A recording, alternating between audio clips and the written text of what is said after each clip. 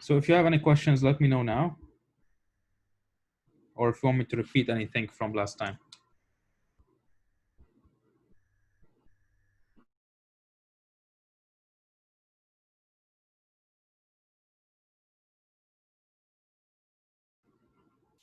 Okay, I guess not.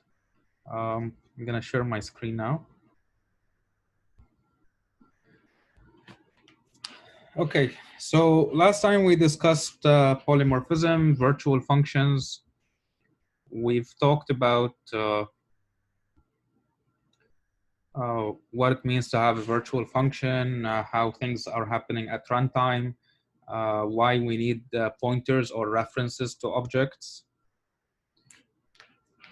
And now we're going to discuss something called abstract classes and pure virtual. So what do we mean by that? This is an empty project. I'm gonna add it to the folder that I shared with you, the OneDrive folder when we're done.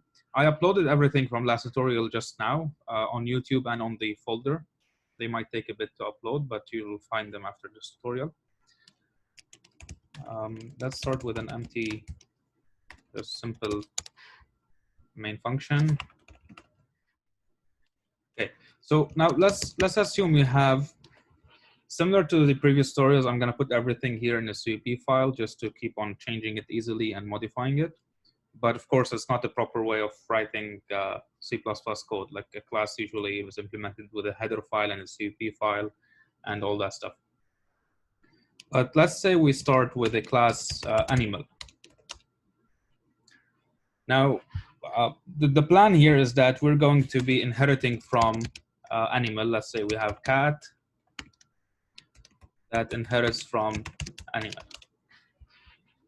Now, let's also say animal has a public member function saying whatever, sound, make a sound, let's say.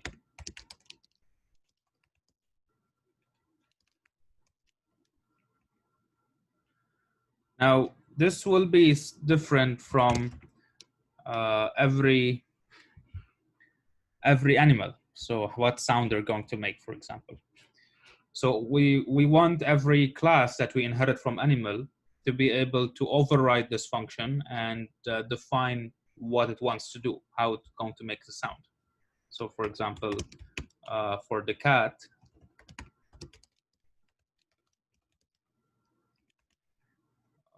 plus output meow. Now the question is, what do we do for the make sound part? And are we allowed even to create an object of animal? Like in our design maybe, and just an animal should not be allowed. Like let's say we were having, I don't know, we are storing a database of the animals we have in our farm, and there's creating an object of animal by itself will not make any sense. So the idea here is that how can we, even like making a sound, it doesn't make any sense to have a sound for animal. It makes sense to have a sound for cat, a dog, etc. And this is where abstract classes comes in hand. So we can make this class abstract, meaning that like an abstract class will define the structure behind the class, like the base class, but it doesn't allow us to create an object of it. And it's more than that in the sense that it is not a complete class. So in this case, make sound has no definition. It's just declared, but it will have no definition. And the way to make an abstract class in C++ is to have at least one member function to be pure virtual. Now, pure virtual meaning that it has a declaration, it is declared, it is virtual member public function, it has the return type void, it's named named make sound, it doesn't take any parameters in this case, and it's a constant function. This is the declaration, but we're not going to define it. Defining it would be specifying what happens inside of it. Instead, we're going to put it equal to 0. And putting it equal to 0 will make this a pure virtual function. This is called pure virtual. And because we have a pure virtual in here, this makes the animal class an abstract class.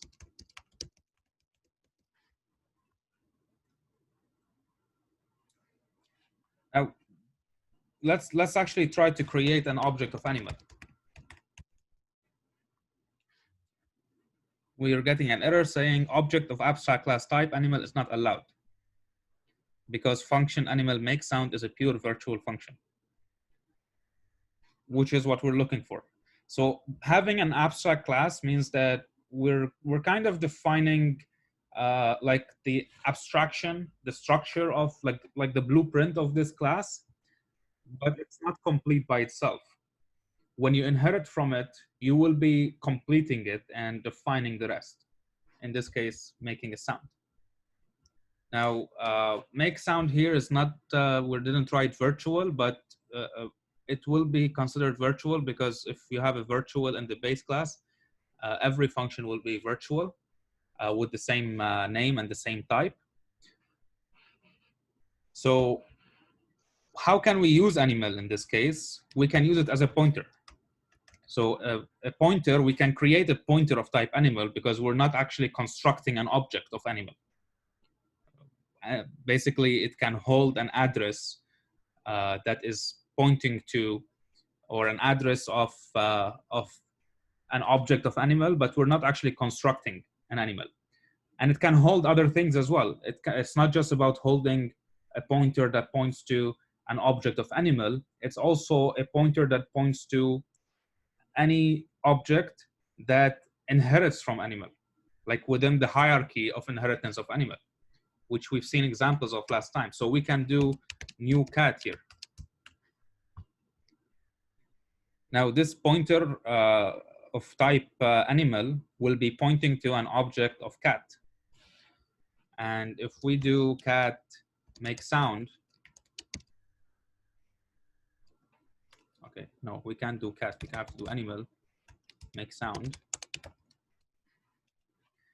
In our output, we should see meow.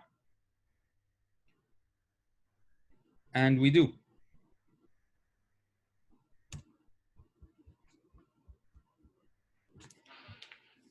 So this is in short what is an abstract class and what is a pure virtual function.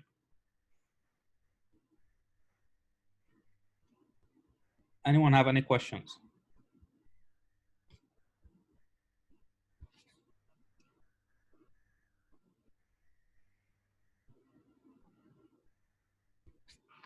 Okay.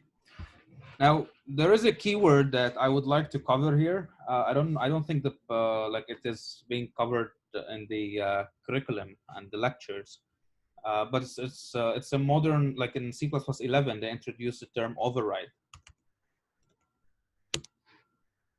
It's a keyword that basically this override says that this function is overriding a virtual function. So because we have a virtual function here, and this is a function that is overriding this virtual function. For example, if I remove this virtual here, like make sound now is not virtual anymore. I can't make it equal to 0, but let's say make sound is not virtual anymore. Now, in this case, we're having an error saying member function declared with override does not override a base class member. So the word override is describing this function to be overriding a virtual function from the base class. Now, why is this helpful? Let's go back to having this as pure virtual. You can notice that this is make sound, it's a constant function that has a return type of void. Let's say I am actually overriding this function here, but I forget to make it constant. Okay, I can even like write virtual here, but I forgot to make it constant. You can notice immediately I'm getting an error because this make sound is different than this make sound. And right now we are not overriding this virtual function. At this point, we've created two functions of the same name that are different. I'm gonna remove those two lines and run this code, and everything is working. But when I come to creating an object of cat, I will get an error saying cat is an abstract class. Although what we have thought that we did is that we actually defined make sound. But in this case, we did not. Make sound, the constant pure virtual function, was not defined. It is still, so this makes this class also abstract. Maybe this is something I should have mentioned before. If you have an inheritance inheriting from a base class that has a pure virtual function, and you do not define the pure virtual function in this inherited class, this class will also stay abstract class because that pure virtual function is still pure virtual. Now, the problem we're having here is that we thought we defined the pure virtual function make sound, but we missed the constant, and that makes it, that kept it as abstract class because this is a not the same declaration as this virtual function here. If we're using the override keyword, this would be detected easily because override is declaring that this is a virtual function that is overriding a virtual function, which means now it's saying member function declared with override does not override a base class member. It's telling us that you're not actually overriding this a base class member. And you can immediately notice that you're missing the constant. Now this declaration has become the same as the one in the base class, and now we are actually overriding it. So if you look at the like CUP reference websites and you're looking at some documentation or source code, you will see them use override in the base class, like in the derived classes, very often. It does detect multiple things that can help you not do mistakes that you might even not notice. For example, removing the override and removing the constant. This will, okay, let's say we don't have a pure virtual.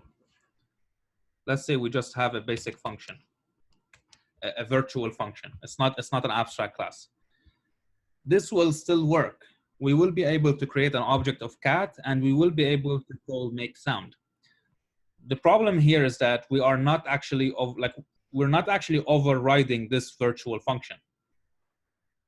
What we are doing here is like we are hiding this virtual function and we are defining a new virtual function completely, or not even virtual, like we can write it as virtual, but we are defining a completely new function for the class cat because these two functions do not match in their declaration because we're missing the constant. So the word override can help detect a lot of problems and can also help the compiler do checks and give us more information about the code. I'm gonna change this to pure virtual again. Okay, missing the constant.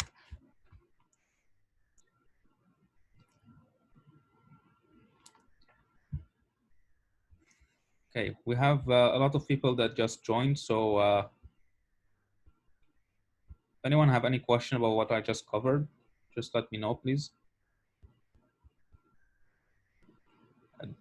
There isn't a lot of new material today, unless I'm missing something. So just like, if you want, you can just suggest what you would like us to practice and work on.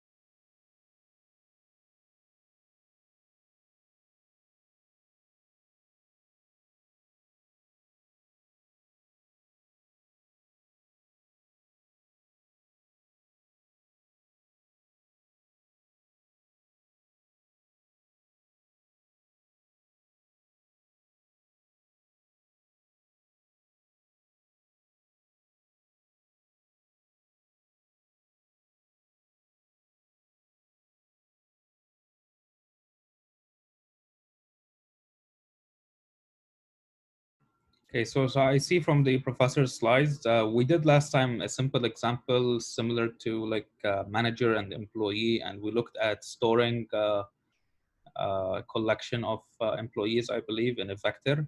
So it's actually similar to what you have here, which would be a good practice to implement all the source code and understand it. And at the end, there's an example of shapes, which defines, like I'm assuming shape 2D here should be an abstract class. Because like, how could you calculate a area of a shape? You can't do it on just general shapes. But with a specific shape, you can do it.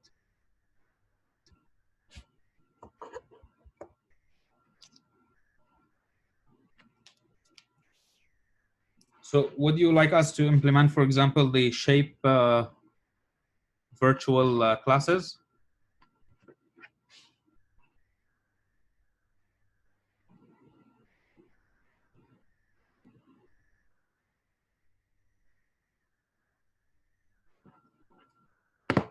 Okay. So let's do that. Okay, you know what? I'm just gonna keep it.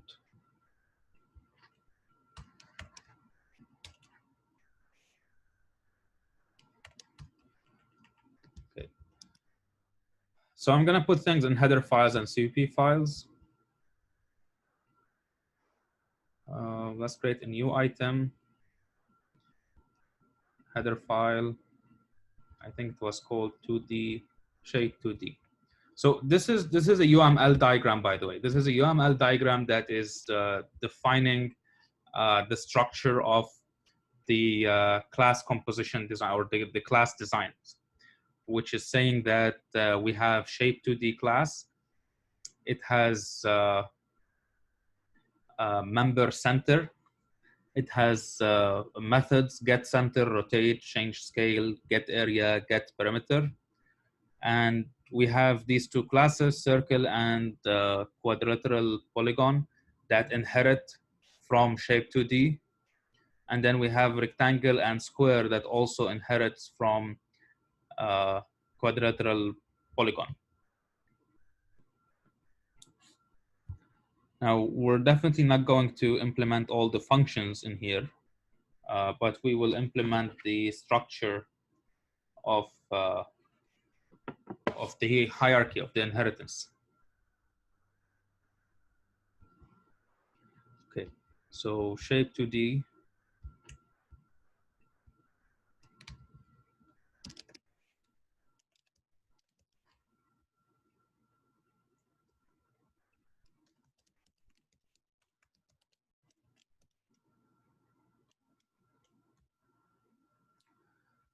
Okay, let's start with, whenever you're dealing with inheritance, we'll be dealing with public and protected.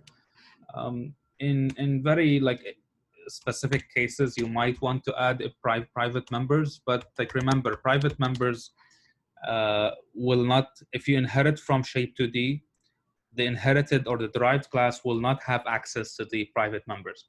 It will still have them. They will still be part of the class, but the derived class will not have access to the private members. So we usually like whenever we're dealing with inheritance, we're having protected members and public members. Okay, so from here we can see we have one member, which is center. So how do we define center even? Center is a 2D point. So how do we define a 2D point to start with? Let's use something called pair. So pair is, or actually let's also implement our own. So let's say we have a struct here, just a simple collection of data. Let's say it's point 2D. It's just a point. And we have double X and double Y. And we have a function, let's say a constructor of point 2D.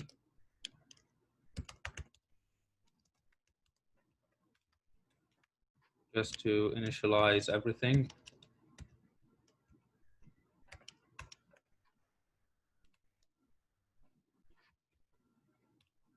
So the reason I'm using struct here because it makes everything public by default. As I mentioned in previous tutorials, in C++, struct and class are exactly the same, except for one small difference is that everything by default is public. In classes, everything by default is private. When you're dealing with a like when you're using classes to just to store some information without a lot of like complexity with it, and you just want, like in this case, we just want to create some sort of a data storage for that represents a 2D point. We have X and Y and that's it. I would use a struct and just keep it like that, keep them public, and not worry about adding too many points. Unless there's a reason behind making a more complex design behind point2D, and then you'll have a class. Like let's say we're implementing some functions that do some calculations with points or distance from a point and a line or whatever it is. But our goal right now is just to use the point2D as a just as a data holder of X and Y, which will allow us here to make shape2D have a center of type point2D with center. So now center is a point which has X and Y. Now, what do we have in the public members? Get center, rotate. Okay, so get center is just a getter function. Rotate depends on the actual shape. So we cannot define rotate for a general shape. Change scale. I'm assuming change scale is would increase the size of the ×2 maybe or something, which also depends on the type of shape. It's not general to any shape. Get area, same thing. Get perimeter, same thing. So all of these four, except for get center, will have to be pure virtual functions. We cannot define them by themselves. So let's start with get center, which will have the return type of point2D, and it will be a constant. And simply we are just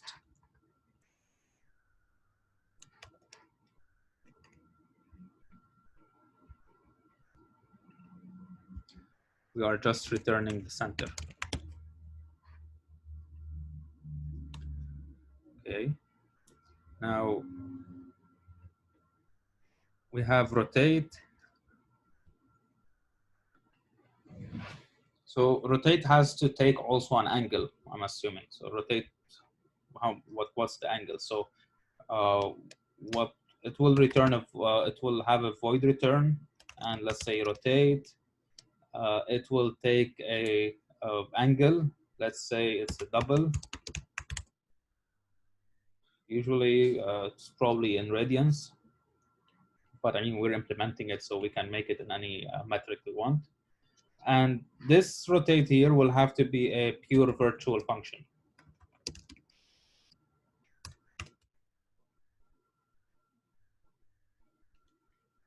We will also have, what else? Change scale.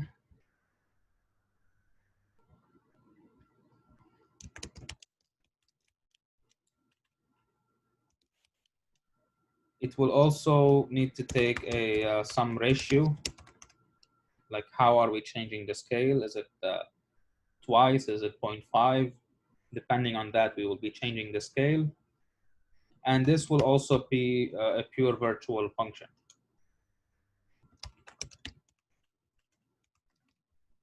And then we have get area.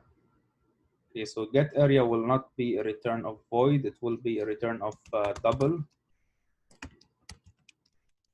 Get area. And we should have all the information we want within the class to calculate the area. So we will not be passing anything to it. And this should be a constant function because we're not changing anything in the shape. we are simply just doing some calculation and returning the number.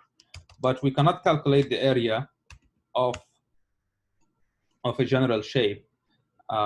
It has to be a pure virtual function as well. And get perimeter. Okay, same thing. Say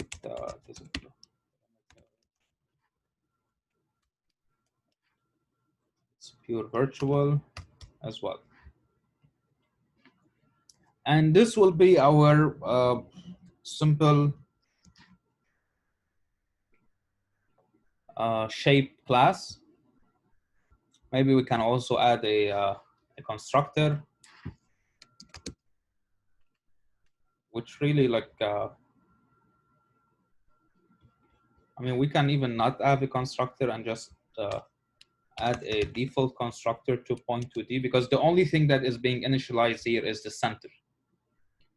So if the default constructor for shape2D in this case, if we don't override it, it will just call the default constructor of any member we have, which in this case, it will make a call to the default constructor of point2D, which will not do anything unless we tell it to do something. So the default constructor of point2D, let's say, will make x be 0 and y be 0.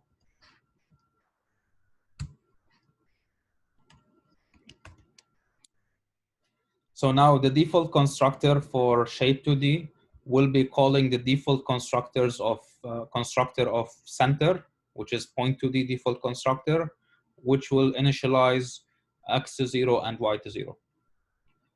If we have more things to initialize in our shape2D class and we have to do the calculations ourselves, then we should implement the constructor of or override the default constructor of point2D.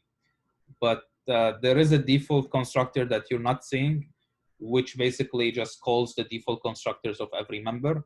Or in case we have like primitive types, it will just not do anything to it. Okay, this is our shape2D file.h, which implements the abstract structure behind our shapes. So this is like a design, like in here you'd have your design decisions. How am I going to store a point in the 2D space? How am I going to, like what functions do I want to have in every shape? But by itself, it's meaningless. It doesn't, we cannot use it. It doesn't make any sense to have just a shape unless we have a circle now that will be a shape. And this is like part of the relationship with inheritance. The derived class is a base class, so a circle is a shape. So at this point, we can't even test this because we cannot create a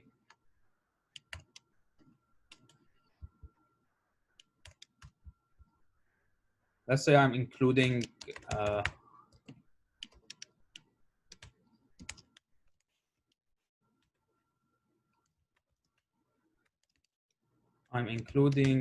what the hell's happening? Okay, shape2D. I cannot create an object of shape2D because shape2D is a pure virtual, or it's an abstract class. It contains a pure virtual function, so it's an abstract class.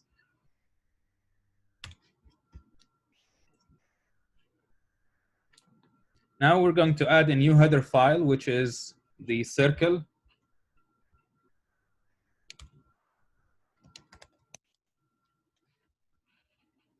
Okay, what do we have in a circle? Now we can see here that we actually have something on top of the center, which is radius, which makes sense to add things to the circle. So radius is not a member of shape because not all shapes have radiuses, but a circle does. So implementing, declaring the circle class, and it will be publicly inheriting from the shape 2D class, which we need to include.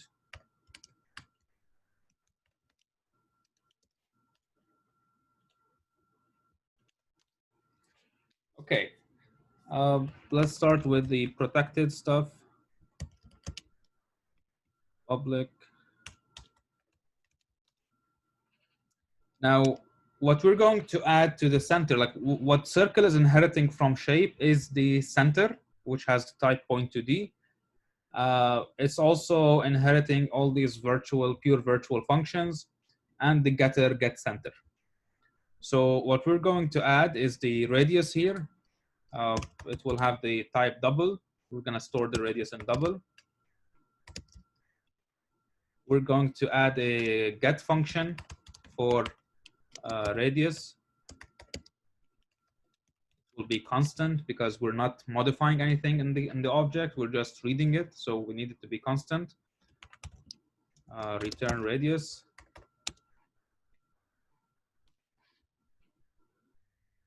And now we'll need to start defining the pure virtual functions. So let's create a COP file for circle.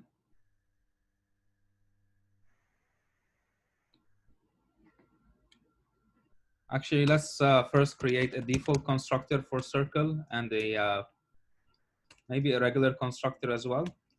Actually, I don't think we created a regular constructor for shape. So let's go back to shape. Let's add a regular constructor here that takes X and Y for the center. Or it can even take a point to D. It can take point to D type for the center. And we can pass this as constant reference as well.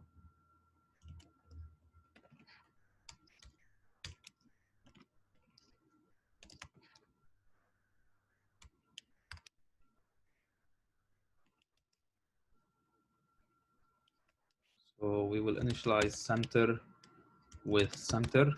Okay, I shouldn't have wrote these.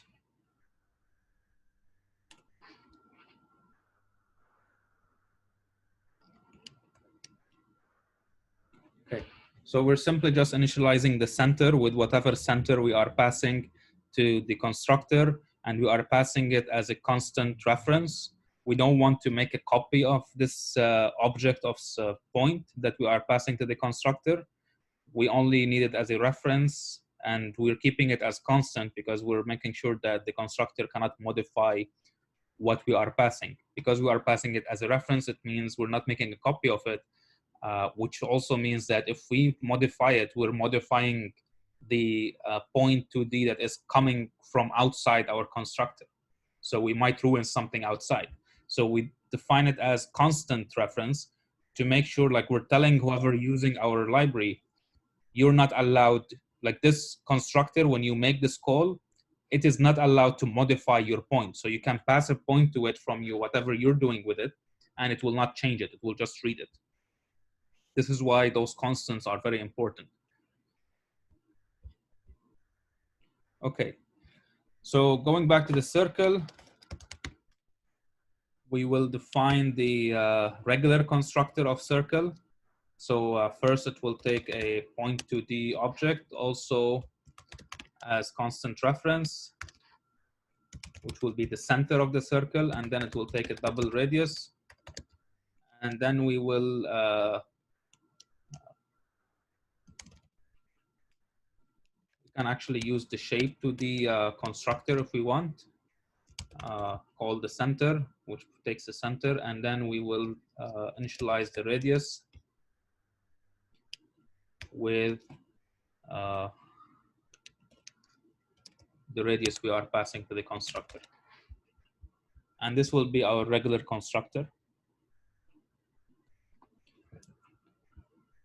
Now we'll have to declare all the virtual functions that we had in shape 2D, but we will have to, do you guys know that in Visual Studio you can select multiple lines at a specific, like not the whole lines. So I'm pressing the options key here, but on Windows it's probably the Alt key. So if you press the Alt key and you start somewhere, you can make a selection at a specific starting point with multiple lines.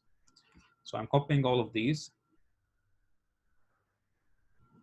put it inside circle.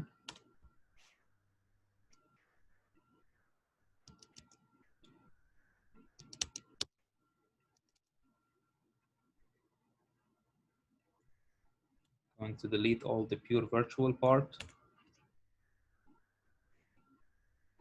Okay, now we're messing things up. I will add the keyword override that we discussed, because all these functions are being overridden from the pure virtual ones and the shape2D class. And now it is time to start defining those functions. So we can see here we have like a green line. It's not an error. It's just the IDE, the Visual Studio, is telling us that function definition for rotate is not found. And we can also have it help us and define it inside the circle.cpp file, which we haven't created yet, did we?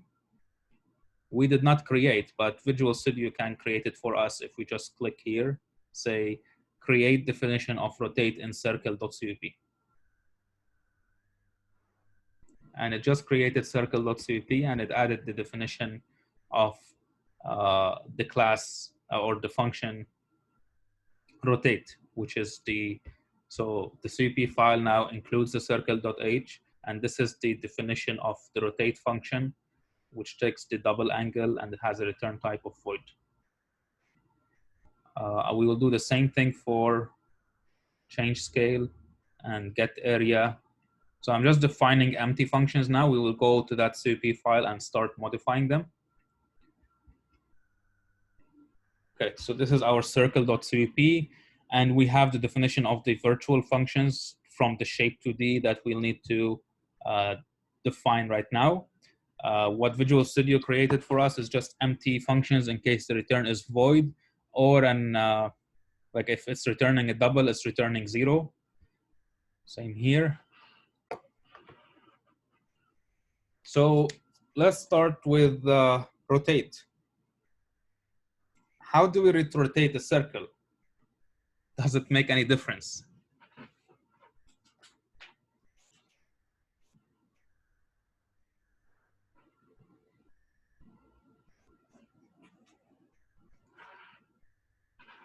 Anyone knows how we rotate a circle?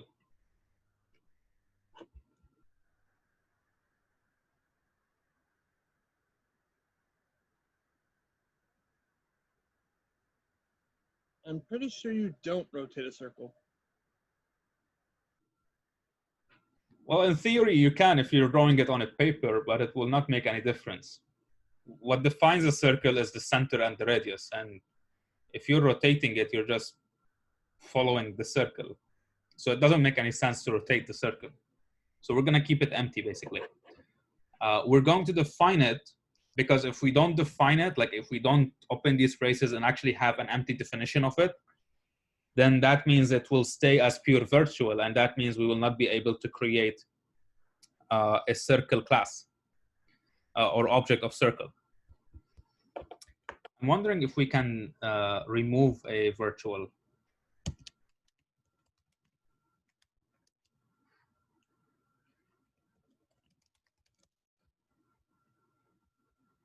Yeah, we can delete it if we want, I think. Let's see.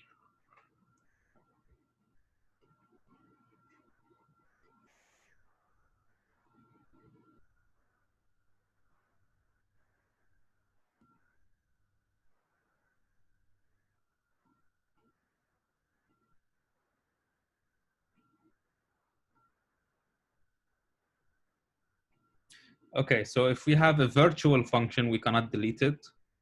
But if we, if it's not virtual, we can use the delete keyword. Just forget it.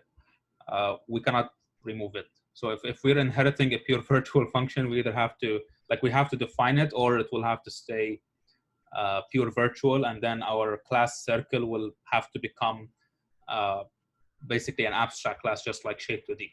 So what we're going to do with rotate is just keeping it empty. Now, changing scale, how do we change the scale of a circle?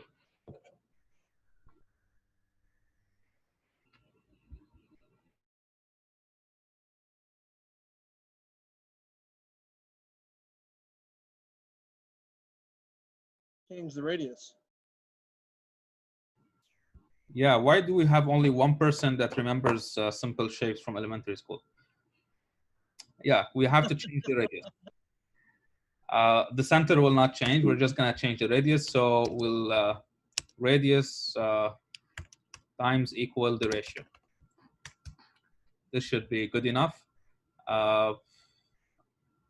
Anyone sees any problem in here?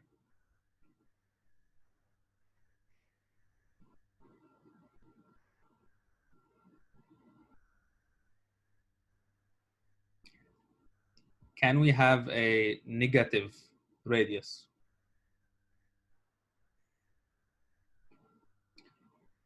We shouldn't be. We shouldn't like. So let's like if ratio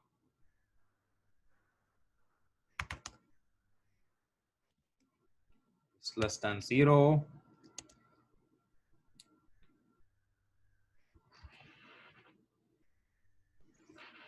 Let's say we're going to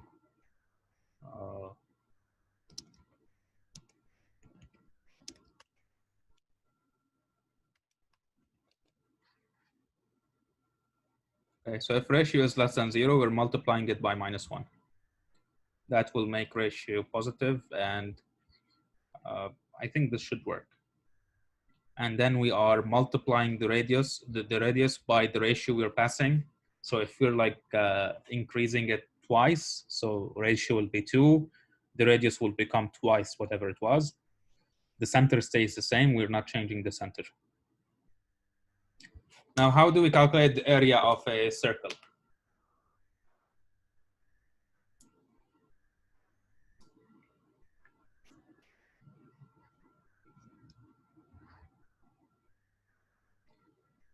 Pi r squared. So I think we decided to use, so let's just keep it 3.14 and radius times radius. This should return the area. What's the perimeter of a circle?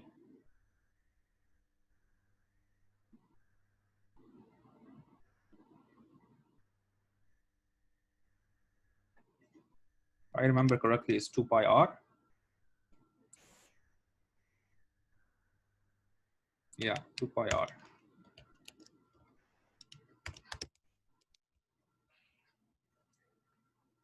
Okay, we have here the definition and implementation of all of these. It will be cool if we want to add to the shape2D function draw, and if you're having a way to draw those shapes, but we're not getting into there. I was actually trying before this tutorial to use a simple turtle library. I don't know if you know turtle, but turtle is like a kid's way of learning how to program, in which you have a turtle and you write commands to move forward and rotate and stuff like that, and it starts drawing. But I didn't get the library to work, so we're not gonna draw shapes. Anyway, we have the circle. Let's start testing things because we haven't tested anything so far. So we're going to include the circle file.h. We will create a circle object. Actually, we're dealing with polymorphism, so let's have shape2D pointer shape equal new circle.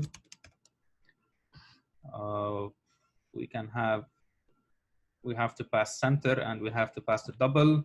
Let's create a, we need a point2D for the center, which will be, let's say 0, 0. Actually, if we use the default constructor, it will initialize things to 0, 0, 0, I believe. That's what we did. Yeah, default constructor initializes x and y to 0, 0. So I'm just gonna construct a default point 2D object here. And the radius, let's say it is 10. I don't know what's the unit we're using here, but we're not caring that much about stuff to be accurate. Okay, let's say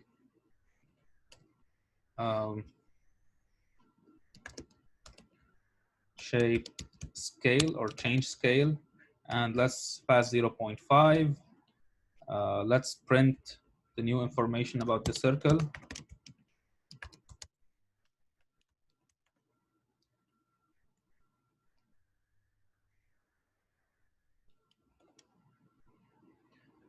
Okay, we cannot print the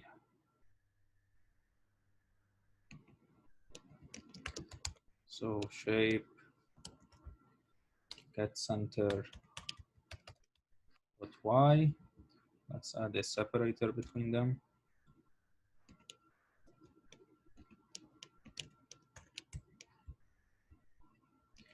And let's see how can we have a function says get radius.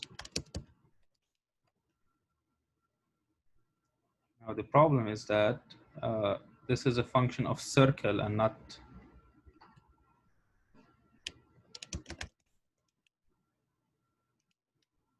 this should not work. So this is a problem we're facing right now. We're trying to call a function that is added to the circle and not the shape. So our pointer here has the type of shape to the pointer, which is bad because we cannot make specific calls to the circle. So if we're dealing with a circle, we will have to create a circle basically. This would be using the shape 2D would be good, like a shape 2D pointer would be good if we are, let's say we have a vector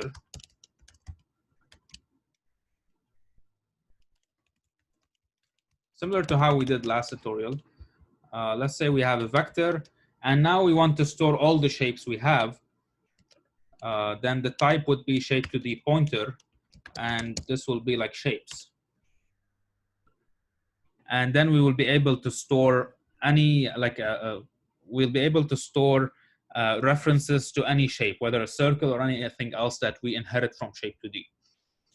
But the problem is that we cannot make specific calls to functions that are just part of the derived class and not from the shape 2D class. So what we will have to do here is, in case we want to use the circle things, is to make, like remember from last time, we did dynamic cast. And let's do a dynamic cast in this case, for example, to a circle pointer. And we will pass the shape object. Like I know we didn't have to do any of this because we can just like create this as circle, but let's pre-practice what we covered last time. So in here, auto circle, or if we want also like forget auto circle pointer. Now we have, what should we do immediately after this line? Anyone remembers from last time? After we did the dynamic cast, what should we do immediately?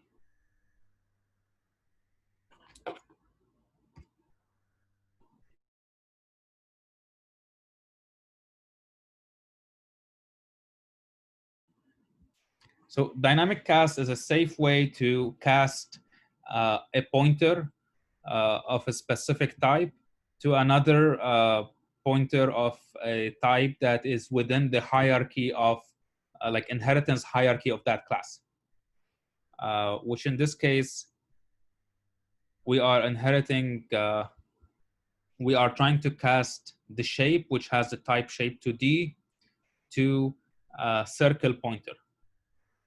Now, why do we say it's a safe way? It's a safe way because if it fails, and it can fail, when can it fail? If we're trying to cast a base class to a derived class.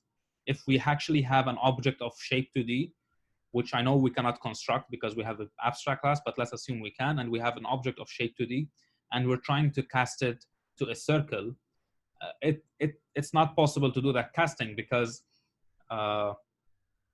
it is basically like there is missing information. There's the radius for the circle and other stuff for the circle that where should we get them from?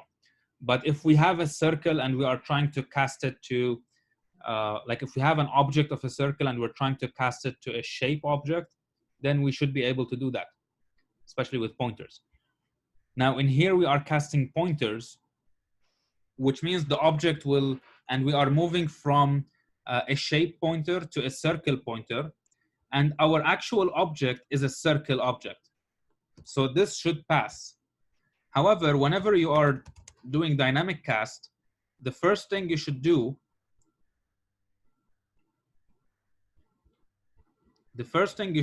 is check, did it work? The part of it being safe is that dynamic cast, if it fails, will return a null pointer. So this circle will be null pointer. So let's say if circle is equal to null pointer, then for example,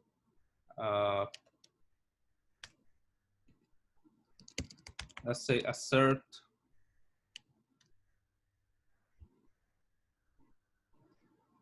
is undefined. Why is that?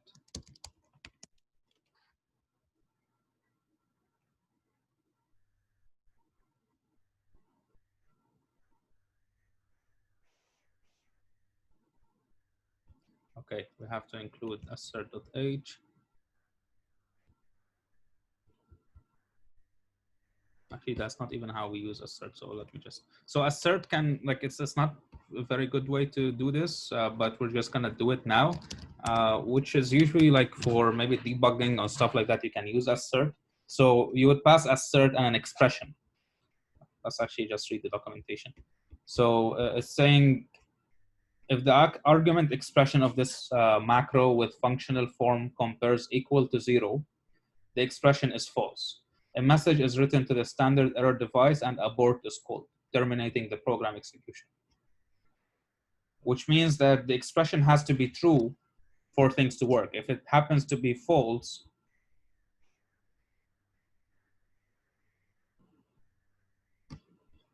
an example of that is like print number, and they're passing a function like a pointer integer, and they're saying assert my integer not equal to null. So if this happens to be false and it is actually equal to null, then the assert will happen and the program will terminate. So assert, in our case, circle not equal to null pointer.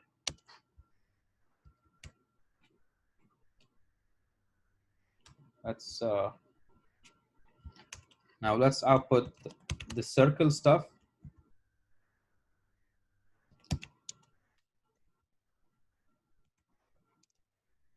Now we can actually make a call to get radius.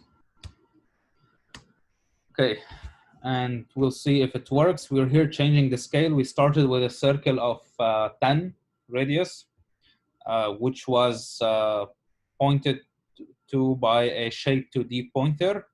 We did a dynamic cast of the shape pointer or shape2D pointer to a circle pointer. We are doing an assertion. If this returns null pointer, this will terminate the program and show us an error message. And then we are using change scale. We're actually making it on shape. And this is an interesting thing. Now we have shape and we have circle, but both of them are pointers pointing to the same object. So shape, in this case, we're calling change scale on shape. And then we are using circle to get all the information and get the radius, because get radius is the only part of the functions that we're using that is not part of the shape2D, and it's just part of the circle. So let's see if it actually scales things. Okay, we have 0, 0, and 5. So the 0, 0 is the part of the center.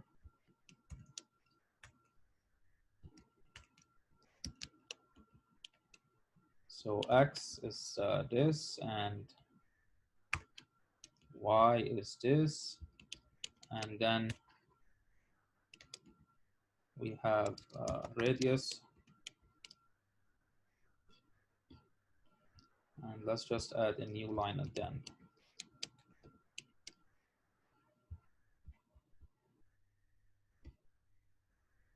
So scale is 0, 0, and radius is 5.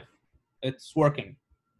We started with a radius of 10, and then we did a scale at a ratio of 0.5, and it changed the radius. Now, an interesting thing would be, let's modify shape 2D a little bit, and okay, let's first maybe also test the get area.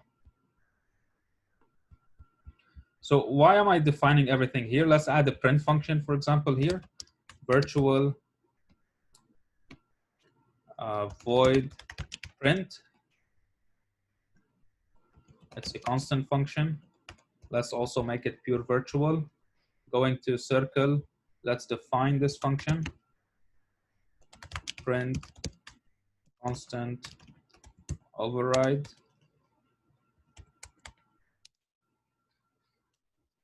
And going to the circle.cpp, let's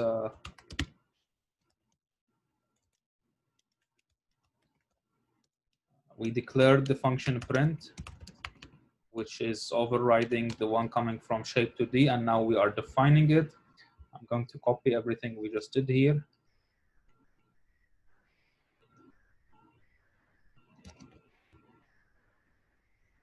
This right now will not does not require us to actually do the dynamic cast, because now we're not getting the radius directly. We're just calling the print function, which is part of shape 2D, and we are defining what to print at every step. So I'm just going to include iOS stream. Okay. Now we actually even can access x and y directly. So center.x, center.y, radius, we just output the radius. And let's make a call to areas as well. So area, and we'll make a call to get area, and then perimeter.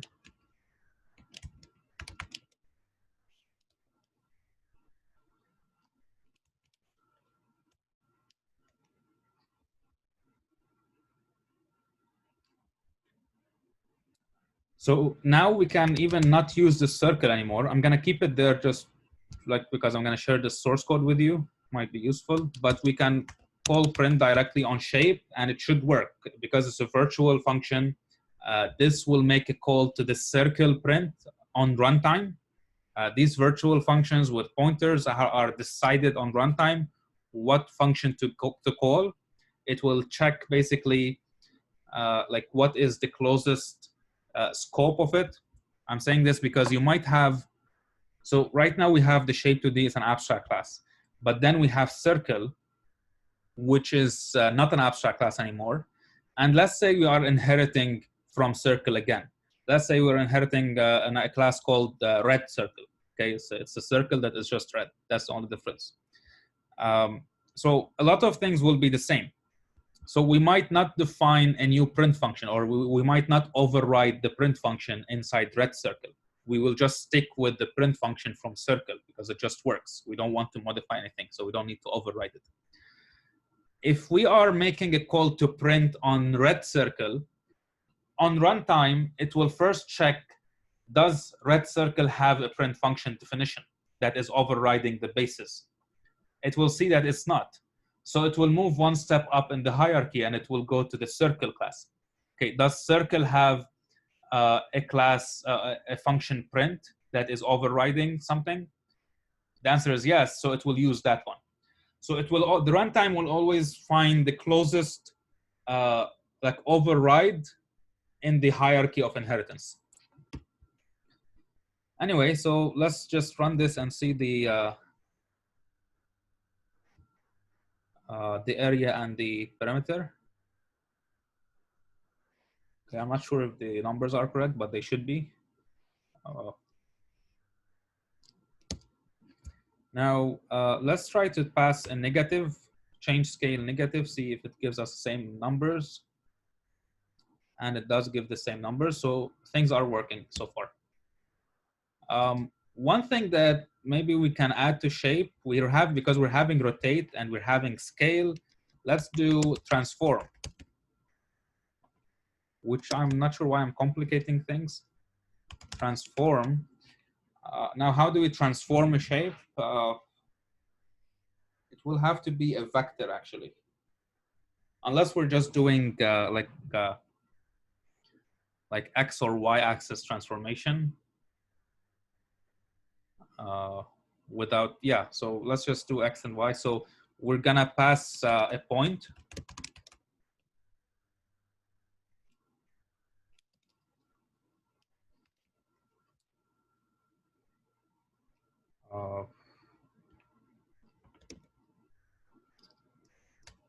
Let's call it point. And this will also be pure virtual. Now let's go to circle. We're going to define this transform. It's going to take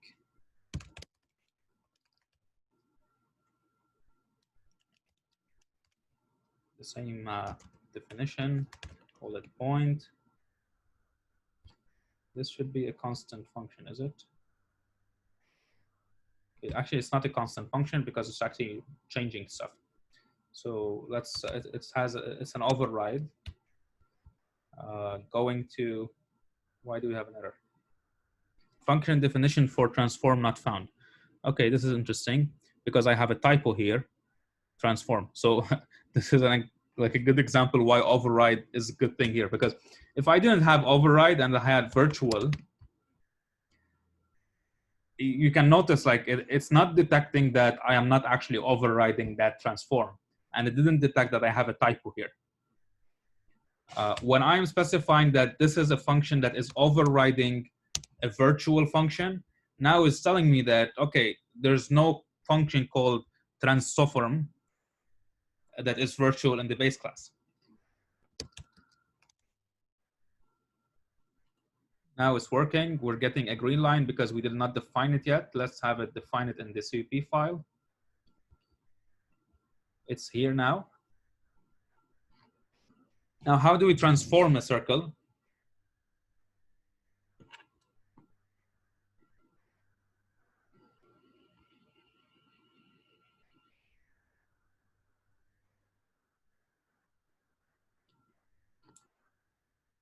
Anyone?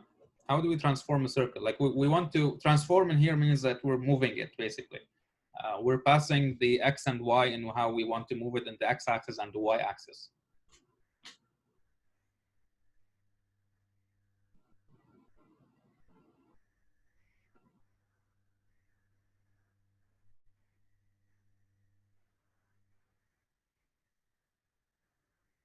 No one knows how to transform a circle?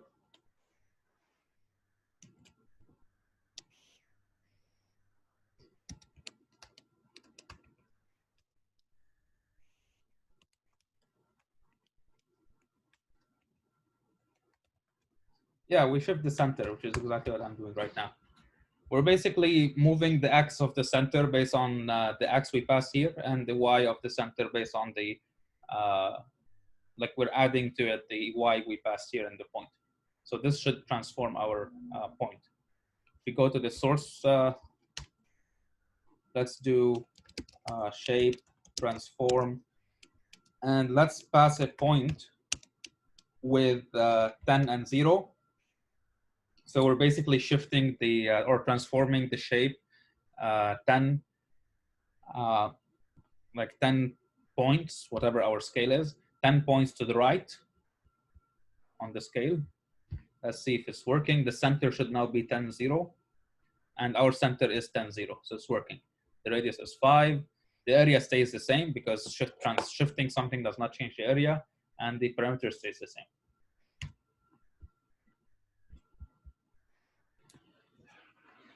Okay, anyone have any questions so far of everything we just discussed? Like I said at the beginning, today, in the form I'm going to send you, there's 3 short answer questions. 2 of them are multiple choices. They should be very simple to solve. And these will show your progress and attendance in the tutorial.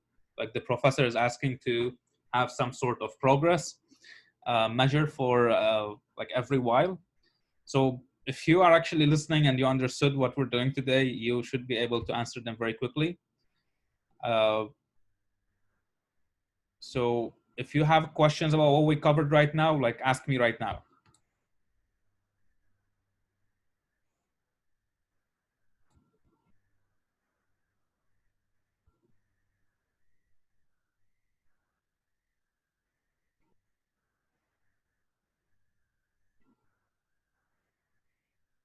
Okay, based on what we covered today, is it straightforward to you how you're going to implement the following 3 classes: quadrilateral, polygon, and rectangle and square?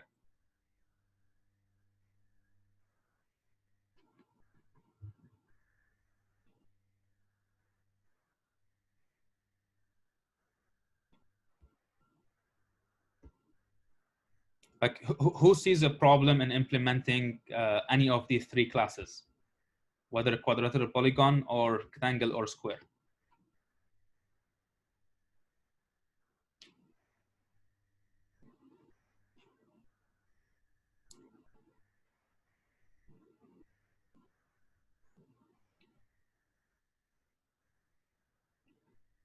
Okay, would you implement this polygon class to be an abstract class, or would you define it? Would it be a concrete class?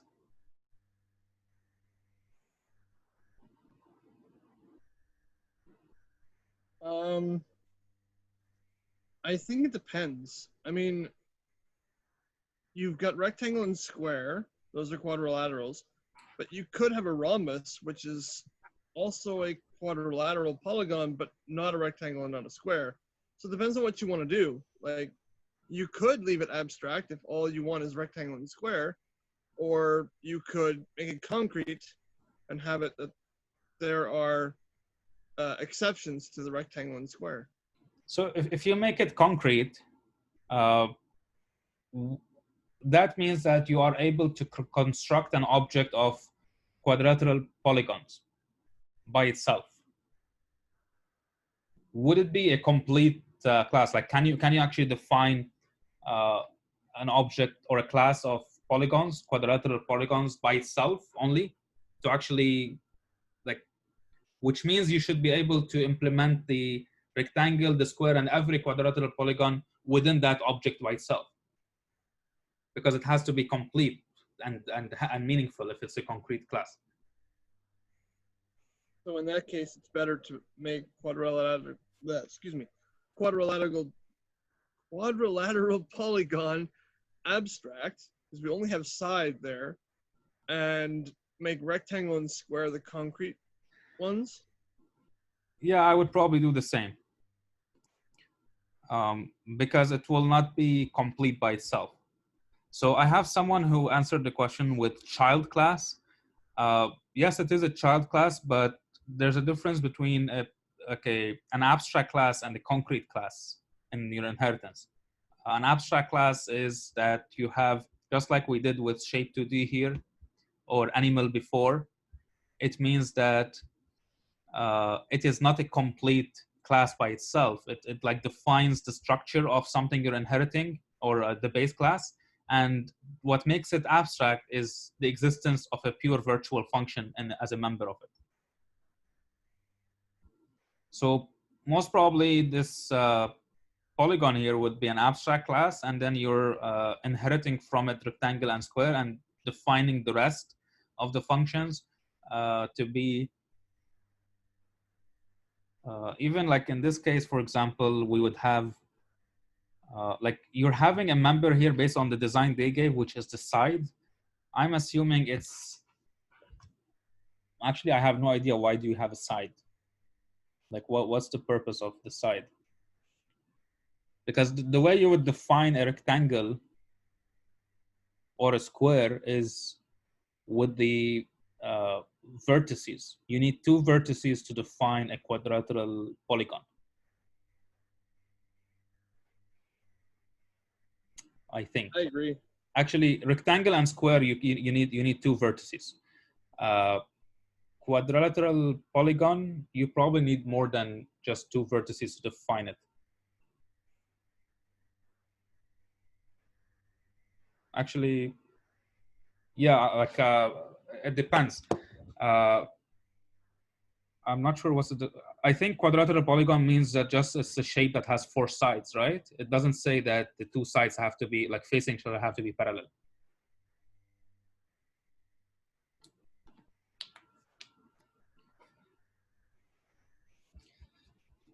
Okay, anyway, so I'm sure this is just a basic example. It's not a full implementation. So you can, when you're designing something, you can change the logic as you see fit.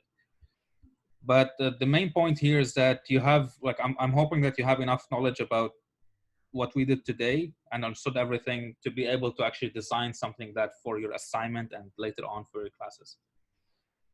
So anyone have any questions before we take the attendance and you do this simple questions in the attendance?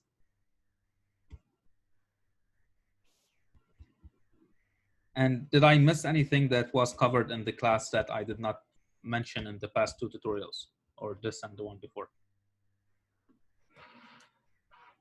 They're not graded, but they do count in terms of are you understanding? Because if you have problem with these simple questions, it means that like from the professor's perspective and from mine as well, you might not be attending.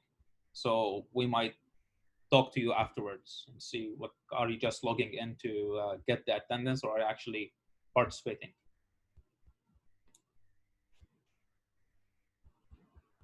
Okay. From what we covered today, yeah.